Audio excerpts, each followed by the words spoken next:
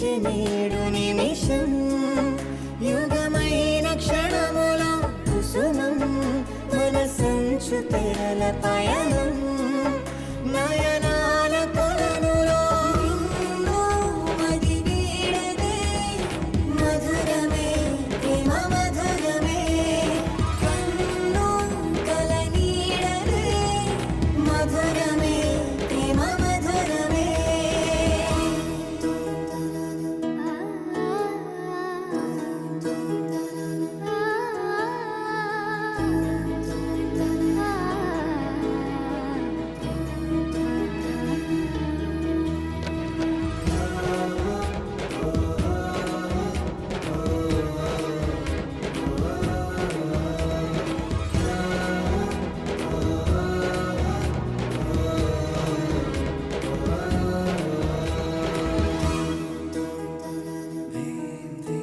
గత జన్మలో ప్రతి జ్ఞాపకం నన్ను నీలో కలిపెనా గుండె లోతులో పండు వెన్నెలే వెండి వానై కురిసెనా ఇది భాషలెరుగని భావమే మది రాసుకున్న మధు కావ్యం లయ పంచుకున్న ప్రియ రాగమే మన ప్రేమ ఎంత మధురం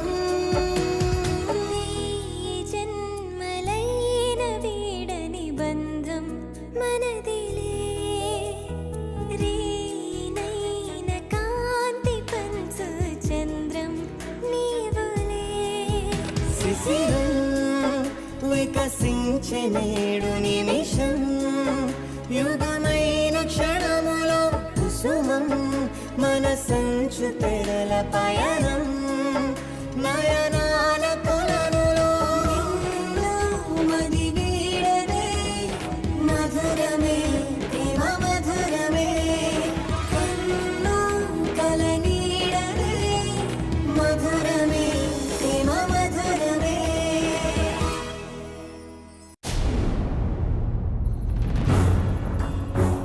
ఈ సుబ్బు ఏడికైనా పోయిండాడంటే తొందరగా ఊడిపడ్డు.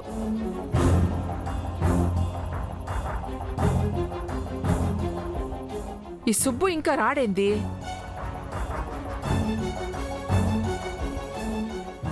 సుబ్బు వచ్చేసిండావా? ఎళ్ళ పని ఏమైంది? రఘుపతి గారిని కలిసినావా?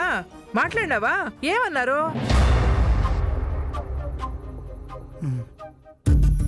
ఆట తలుపితే ఏంది అర్థం? అంతా బాగుందని అర్థం. రేపే పెళ్లి ముహూర్తాలు పెట్టుకుందాం అంటున్నారు.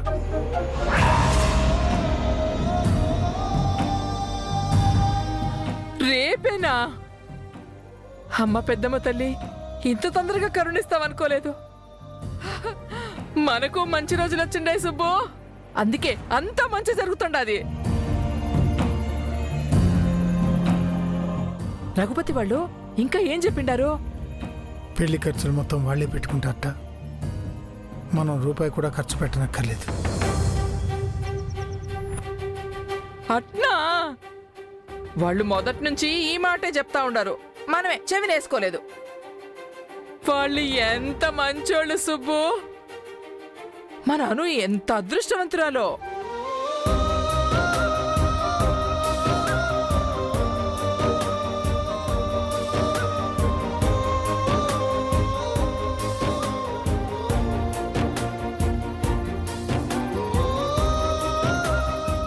లేదు పద్దు, ఒట్టి చేతులతో బుజ్జమ్మని ఎలా సాగనంపుతాం? అవును నాన్న, నాకు కూడా ఇష్టం లేదు. ఎందుకు ఇష్టం లేదే? పెళ్లి ఖర్చులు మనం కూడా సగం పెట్టుకుందామమ్మా. సగం ఖర్చులా? మాటలు అనుకుంటున్నావా, ఆటలు అనుకుంటున్నావా? లేక మీ నాయన మా నాయన సంపాదించిన ఖజానా ఏడన్నా ఉండదా? బుజ్జమ్మ చెప్పింది కరెక్ట్ పద్దు. మనం సగం పెట్టుకోకపోతే మర్యాదగా ఉండదు. పెట్టుకోవాలంటే మన దగ్గర దుడ్లు ఉండాలి కదా. అయినా కందకు లేని దురద కత్తిపీటకి ఎందుకని వాళ్ళకి వాళ్లే మొత్తం పెళ్లి ఖర్చులు పెట్టుకుంటామంటే మధ్యలో మీ అబ్బా కూతులకి ఏంది నొప్పి? అమ్మ పెద్దమ్మ తల్లి, ఈ అబ్బా కూతులకి కాస్త నువ్వే బుద్ధి చెప్పు.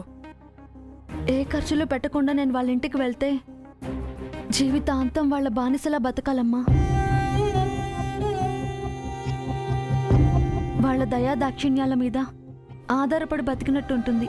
హా, మనకి ఆస్తులు లేకపోయినా ఆత్మాభిమానం ఎక్కువ కదా. సగం ఖర్చు మనమే పెట్టుకుందాం. మరి ఆ దొడ్లు యాడ్ నుంచి తీసుకొద్దాం? ఆర్య సార్ని అడుగుదావా?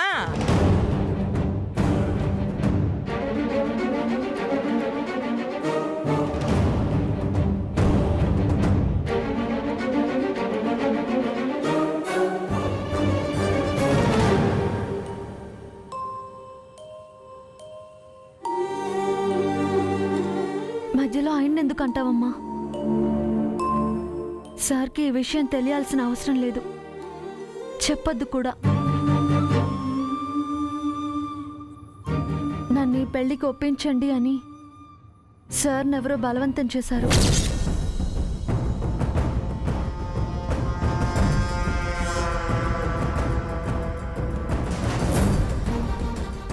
అదెవరో తెలియడం లేదు.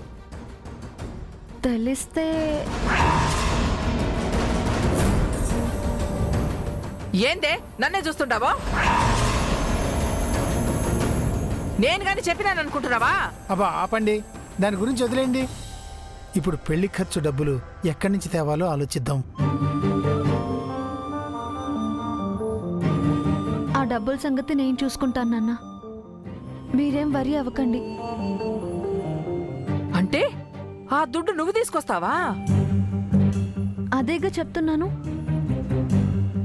ఏదోలా డబ్బు అరేంజ్ చేస్తాను. బుజ్జమ్మ, ఆ డబ్బులు ఏర్పాటు చేయటం నా బాధ్యత, నువ్వు కష్టపడద్దమ్మా. లేదు నాన్న, ఆ డబ్బులు నేనే తెస్తాను. నా గురించి మీరు కష్టపడటం నాకు ఇష్టం లేదు.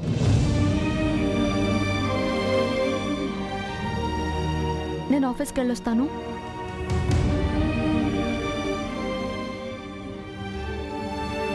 వస్తానమ్మా. జాగ్రత్త తల్లి.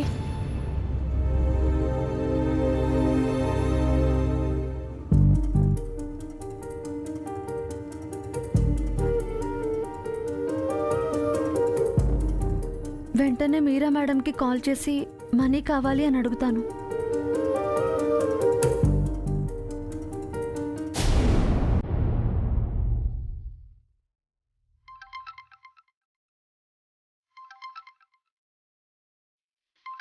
దిష్టి బొమ్మ. హలో హలో, గుడ్ మార్నింగ్ మీరా మ్యామ్. మార్నింగ్, చెప్పు. మ్యామ్, మీతో కొంచెం పర్సనల్గా మాట్లాడాలి. కాల్ చేసింది మాట్లాడడానికే కదా, ఏంటో చెప్పు. పర్సనల్గా మాట్లాడాలి మేడం. పర్సనలా? అవును మ్యామ్, ఆఫీస్కి వచ్చి మాట్లాడొచ్చా? ఇంట్లో కొంచెం ప్రాబ్లంగా ఉంది, మీ హెల్ప్ అడుగుదామని కాల్ చేశాను. ఆల్ రైట్, ఆఫీస్కి రా. Okay ma'am, thank you.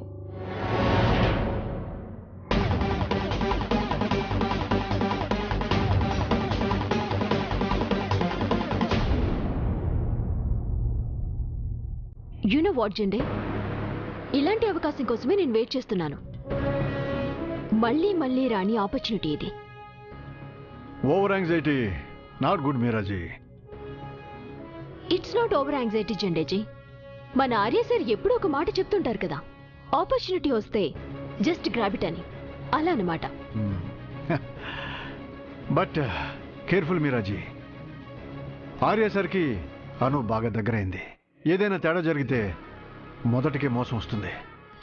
జెండే, మా ఊర్లో ఒక సామెత చెప్తుంటారు మీరాజీ, కీడించి మేలించు అని.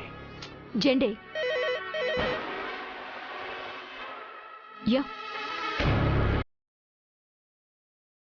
Send her in. Okay Meeraji, నాకు వేరే పనుంది. I'll make a move. Jende, మీ దగ్గర ఒక ₹2 కాయిన్ ఉంటే ఇవ్వండి.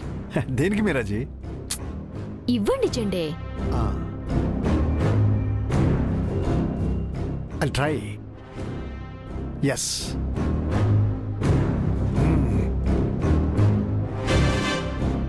Thank you. My pleasure.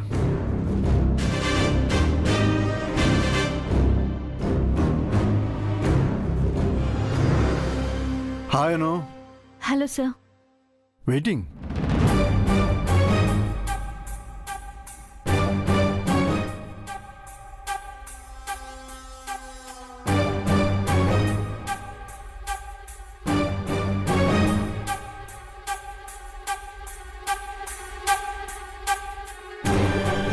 Hello.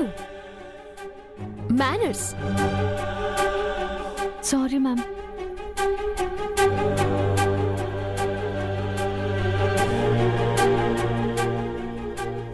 Excuse me ma'am, may I come in?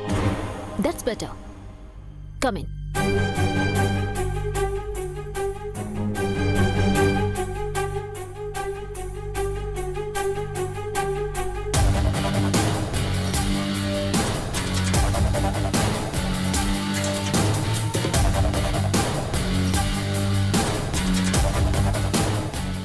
Hello, నాకు ఎక్కువ టైం లేదు, త్వరగా చెప్పు.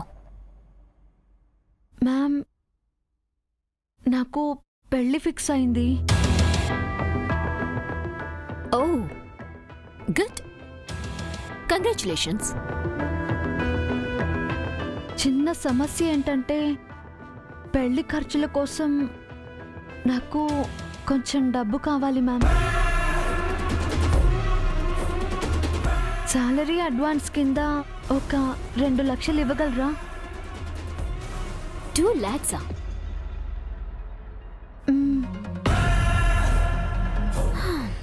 All right. Give me your phone.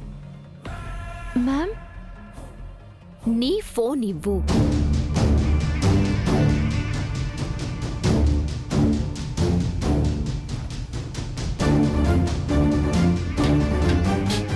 Arya సార్కి కాల్ చేస్తా.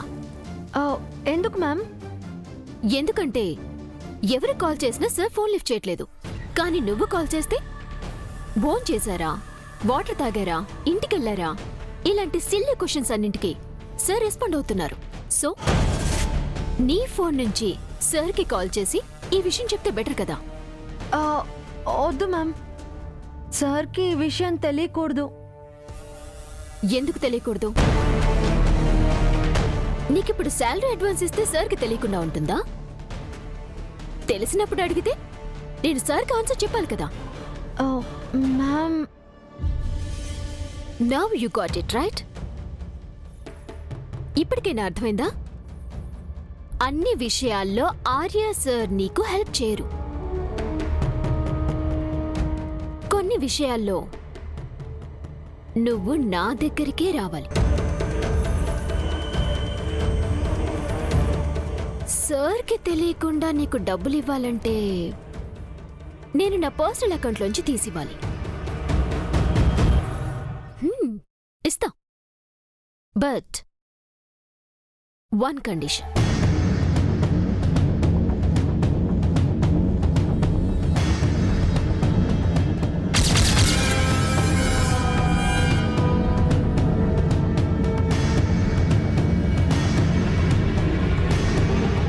కండిషన్ ఏంటి మ్యామ్?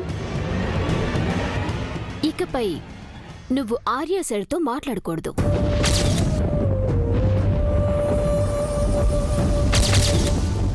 ఆర్య సార్ని కలవకూడదు, చూడకూడదు.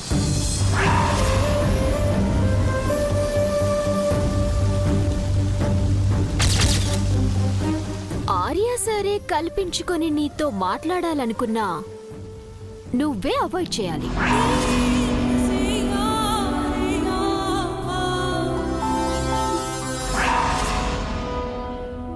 సాధ్యమైనంత వరకు ఆర్య సార్కి నువ్వు దూరంగా ఉండాలి. ఐ మీన్ సార్కి నువ్వు కనిపించకూడదు. Got it?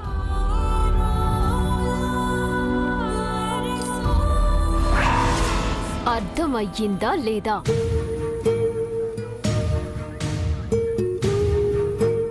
ఖచ్చితంగా చెప్పాలంటే నువ్వు రాకముందు ఈ ఆఫీస్ ఎలా ఉండేదో ఇకపై అలా ఉండాలి. నువ్వు ఆఫీస్లో ఉన్నా లేనట్టుగానే ఉండాలి. ఓకేనా?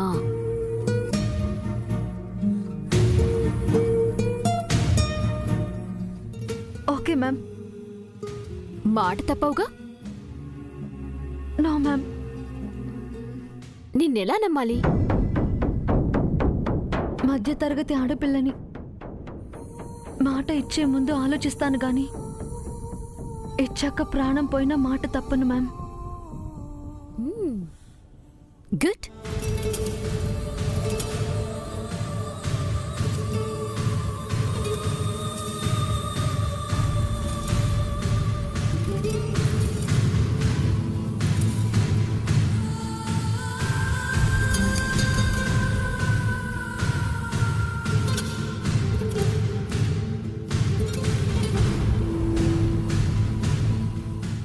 మ్యామ్, నేను అడిగింది 2 లక్షలే. మీరు 5 లక్షలు రాశారు. ఆడపిల్ల పెళ్లి చెయ్యాలి అంటే అమ్మా నాన్నకి ఎంత కష్టమో నాకు తెలుసు. పెళ్లి ఖర్చులకి 2 లక్షలు సరిపోవు. అందుకే 5 లక్షలు ఇచ్చాను. Thank you ma'am. ఉంటాను.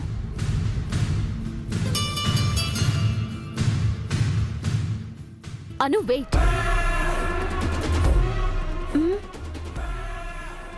నీకొక ఇంపార్టెంట్ విషయం చెప్పాలి.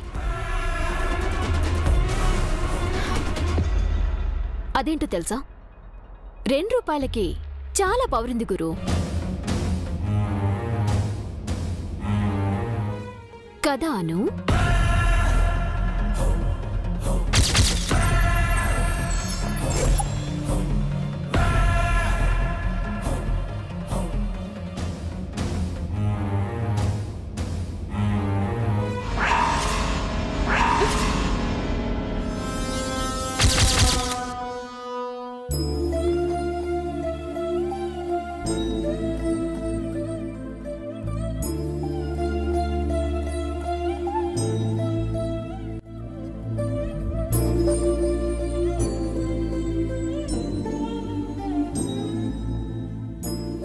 రూపాయల్ని అంత తేలిగ్గా తీసుకోకన్నా.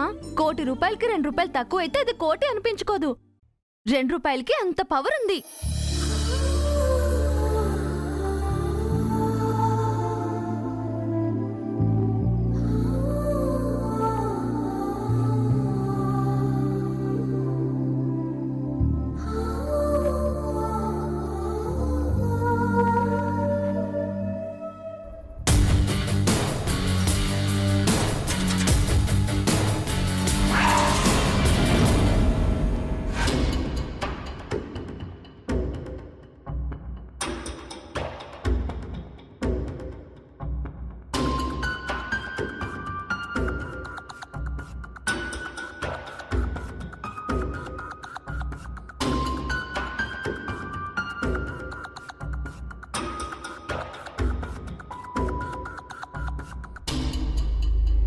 ఏమైంది? అక్క కీ తెచ్చాను. Very good. పద పద.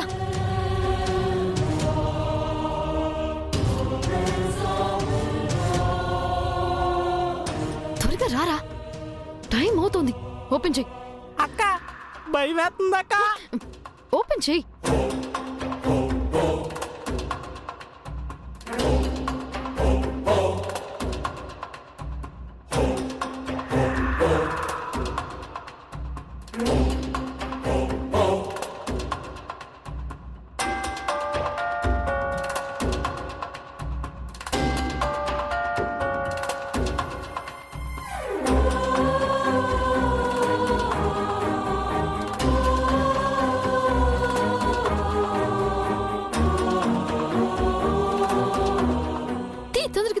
ఇక్కడేం చేస్తున్నారు?